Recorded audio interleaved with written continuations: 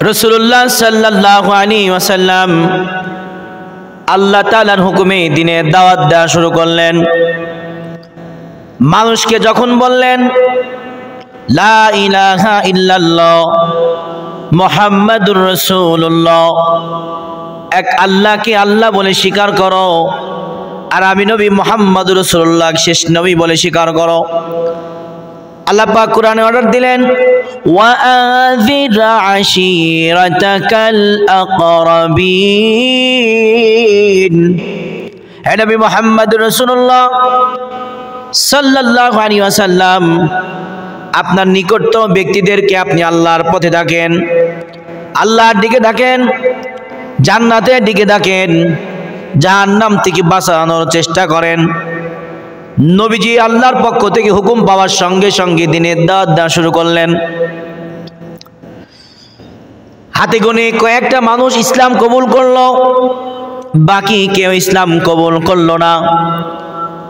এদিকে আবু জেহেল নবীজির এই ঘটনা শুনে আল্লাহর নবীকে গলার মধ্যে রশি লাগাইলেন। রশি লাগাইয়া বিশ্ব নবী রাহমাতুল লিল আলামিনকে রাস্তার এপাশ ও পাশ নবীকে টানা ইসরা করা শুরু করলেন। নবীর গলায় দাগ বসে গেল। ওই সময় রাসূলুল্লাহ চাচা হামজা রাদিয়াল্লাহু তাআলা ইসলাম কবুল করেন নাই। একজন ব্যক্তি বলে, হামজা, তোমার ভাতিজা মুহাম্মাদুর রাসূলুল্লাহ সাল্লাল্লাহু আলাইহি ওয়াসাল্লামকে আবু জেহেল আক্রমণ করেছে।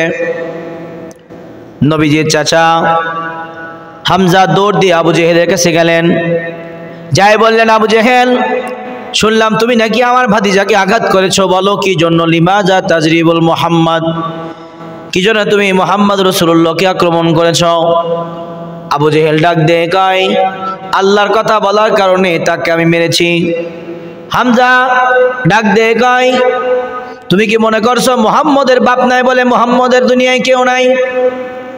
শোনো আবু জেহেল, মুহাম্মদের বাবা না হলে কি হয়েছে, মুহাম্মদের বাবার দায়িত্ব আমি চাচা হামজা করে যাচ্ছি। এই বলে হামজাও আবু জেহেলকে আঘাত করলো। নবীজি দরবারে হামজা আসলেন, বললেন, চাচা, ভাতিজা, আমি আবু জেহেলকে আক্রমণ করে আসছি, তোমাকে মারার কারণ তুমি কি খুশি হও নাই? নবীজি মুহাম্মদ রাসূলুল্লাহ বললেন, আপনি আক্রমণ করেছেন এতে আমি খুশি হই নাই। চাচা ডাক দিয়ে, তাহলে তুমি কিসে খুশি হবা? লিমাজা তাফরাহু ইয়া মুহাম্মদ, কি করলে তুমি খুশি হবা, কোন কারণে খুশি হবা আমাকে বলো। নবীজি রাহমাতুল লিল আলামিন দয়ার নবী ডাক দিয়ে বললেন, চাচা, আপনি যদি কালেমা পড়ে মুসলমান হয়ে যান, এর চাইতে মুহাম্মদ আর জীবনে কখনো খুশি হতে পারে না। হামজা রাদিয়াল্লাহু তাআলা আনহু বললেন, কালেমা পড়লে তুমি খুশি হও, তাহলে আমাকে পড়াই দাও লা ইলাহা ইল্লাল্লাহু মুহাম্মাদুর রাসূলুল্লাহ। কালেমা